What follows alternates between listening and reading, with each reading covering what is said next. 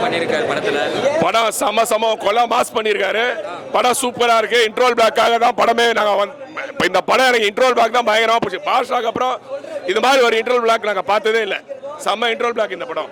Okay, படத்துல நிறைய twist and turns இருக்குன்றாங்க, அது உண்மையா?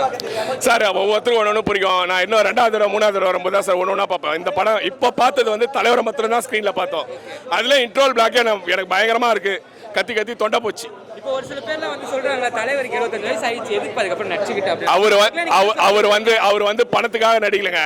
அவர் வந்து நடிச்சாதான் அவர் ஆரோக்கியமே இருக்க முடியும். அதனால நடிக்கிறாரு. 1 2வது ரசிகர்களாக எங்களை மாதிரி வெறித்தனமான ரசிகர்களுக்காக அவர் நடிக்கிறாரு.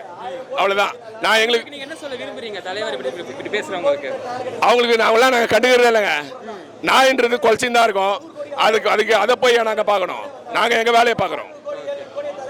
இப்போ வந்து கிளைமேக்ஸ்ல வந்து ஒரு ட்விஸ்ட் இருக்குன்றாங்க, அது உண்மையா?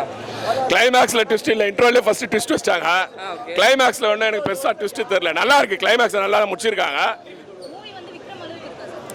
இல்லைங்க, விக்ரம் வேற மாதிரி இருக்கு. இது வேற மாதிரி இருக்குங்க. விக்ரம் வேற ஜானர், இது வேற ஜானர்.